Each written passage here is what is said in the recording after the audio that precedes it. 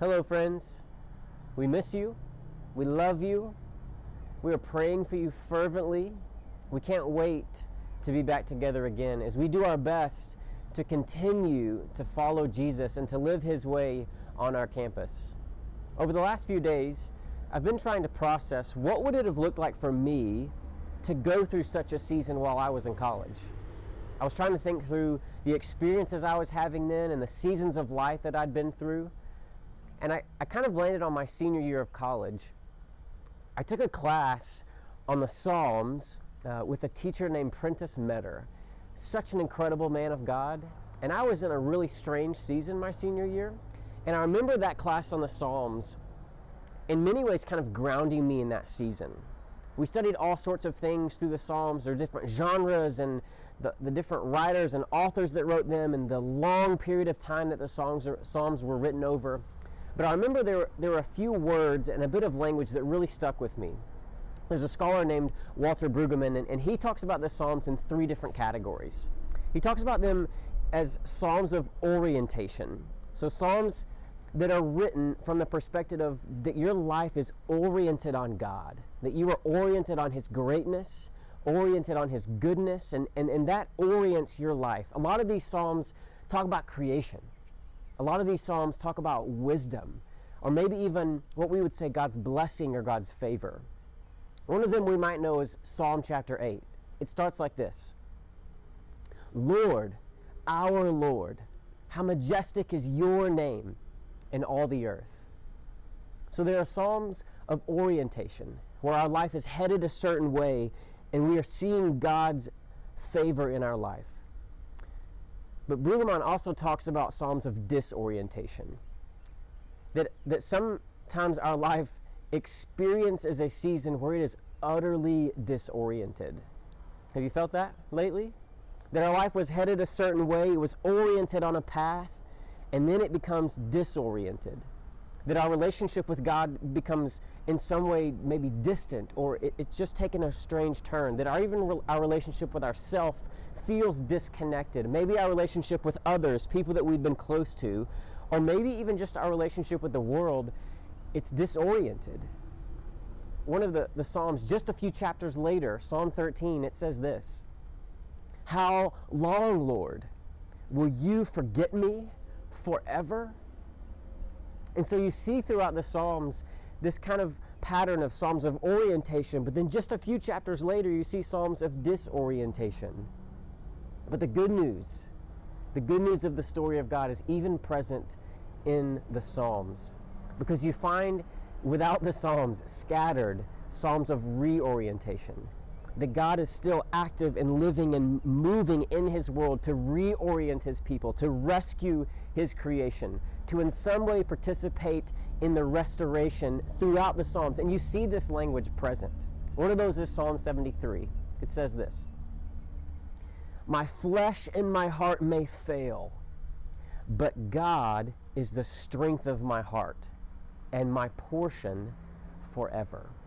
So even though my heart and my flesh may fail, God is reorienting my life. God is still that strength that I need to uphold me.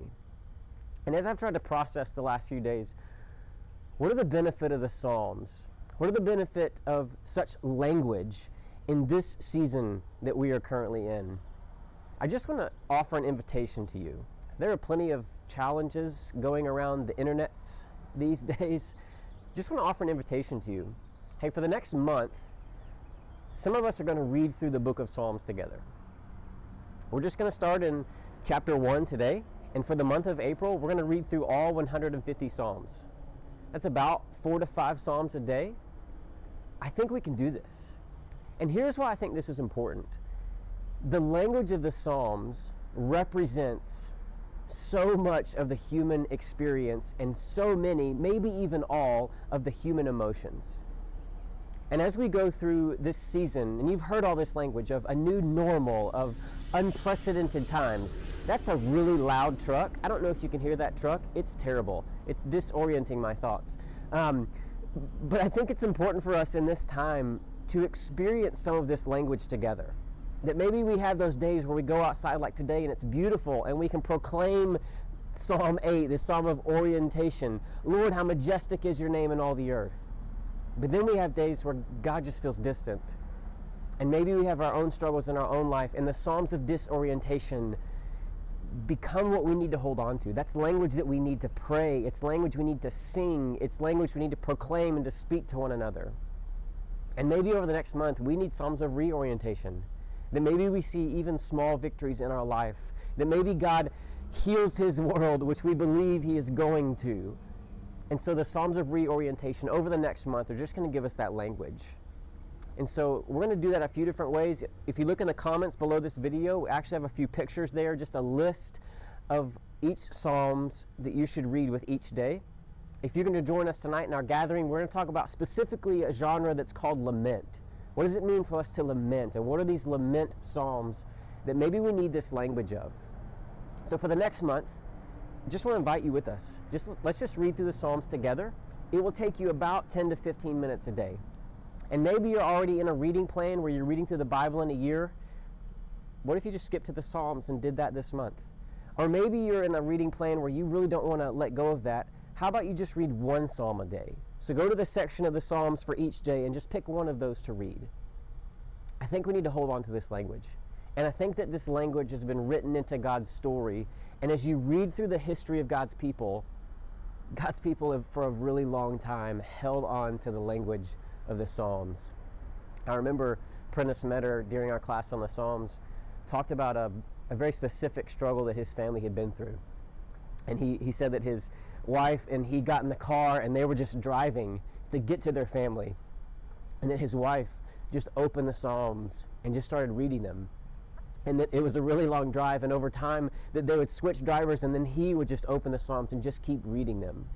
That was language that they needed at the time just to hold on to in a season where it was hard to maybe for them even to express what language they needed to have. And so they wrote the Psalms together. I think we need these words in this language for us in this season. So let's walk in this together. Just want to invite you with us on that journey. We love you. We miss you. Hopefully some of you are joining us tonight on Zoom. We're just going to have a little Bible study together, looking at some of these Psalms of lament and spend some time in prayer and community. We love you.